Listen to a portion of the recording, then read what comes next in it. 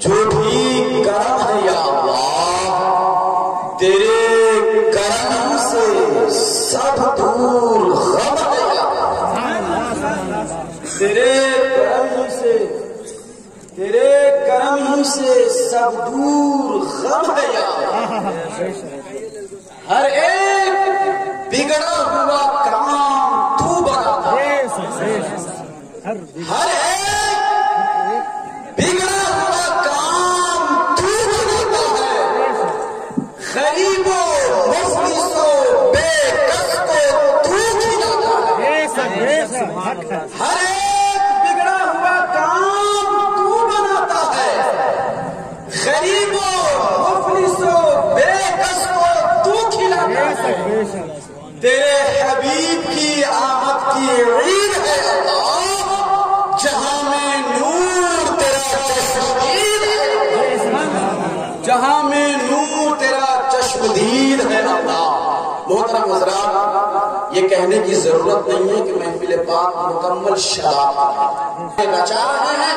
آپ تمام تر جو ہے مسلمانان ترسیاہی و قرب و جوار کو ایک حسین محفل عطا کر رہے ہیں، اس میں بیٹھنے کا موقع فراہم۔ تو اب آپ کی ذمہ داری ہے کہ آپ اس محفل کو خوبصورت بنائیں، اس محفل کے حسن میں آپ اضافہ کریں۔ میرے بزرگ اور دوستوں، زیادہ میں وقت آپ کا ضائع نہ کرتے ہوئے میں جو ہے بالکل اپنے جو ہے میٹر پہ آؤں، اور جس کام کے لیے ناظم کو رکھا جاتا ہے اس کام کو میں انجام دوں۔ اس سے پہلے جس جو ہے ذات سے یہ محفل پاک منسوب ہے، یعنی شہیدان کرب و بلا حضرت امام علی مقام اور فیضان مفتی اعظم ہند، دونوں بزرگ کی بارگاہ میں قطعات پڑھ کر کے میں آپ کے سامنے مداح رسول بلبل باغ بطور، چونکہ آپ نے زمزم کو بھی پی لیا، دانش رضا کی دانش مندی کو بھی آپ نے دیکھ لیا، اور قمر رضا کی چادری کو بھی آپ نے دیکھ لیا، لیکن اب آپ کے سامنے میں پھول پیش کر رہا ہوں، دیکھ رہا ہوں کہ اس خوشبو سے آپ کتنا استفادہ ہے کہ نہیں۔ تو میں شہیدان کرب و بلا کی بارگاہ میں 4 مصرے پڑھ رہا ہوں، پیشگی میں تمامی حضرات دونوں ہاتھوں کو فضاؤں میں لہرا کر کے ربیع الاول شریف کی ہری جھنڈی کی طرح لہراتے ہوئے ایک مرتبہ کہہ دیں یا رسول اللہ، رسول پاک کی آنکھوں کے چین زندہ باد، رسول پاک کی آنکھوں کے چین زندہ باد، جناب فاطمہ کے نور عین زندہ باد، جناب فاطمہ کے نور عین زندہ باد۔ ارے اب اس سے بڑھ کے شکست یزید کیا ہوگی؟ اب اس سے بڑھ کے شکست یزید کیا ہوگی؟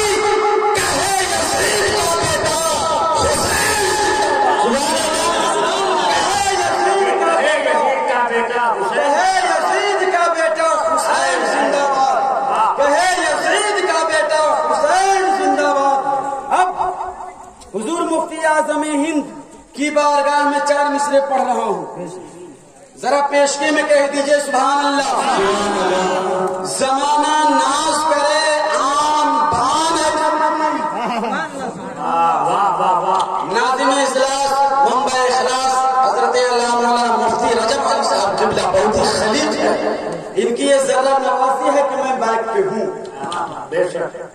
ان کی دعا چاہ رہا ہوں اور دیگر علماء کرام کی دعا چاہ رہا ہوں۔ جو ذرہ جس جگہ ہے وہی آفتاب ہے، یہ دیکھتے ہوئے آپ زیارت کیجئے، اپنی بصارت میں اضافہ کیجئے، اور میں جو شعر پڑھ رہا ہوں بارگاہ مفتی اعظم ہند میں محبت کے ساتھ اس کو سماعت کیجئے اور استقبال کیجئے۔ زمانہ ناز کرے عام بان ایسی تھی، مچلتی رہتی فصاحت زبان ایسی تھی، اور جبھی سے پھوٹتی تھی جبھی سے پھوٹتی تھی کی کرن، حضور مفتی اعظم کی شان، حضور مفتی اعظم کی شان ایسی تھی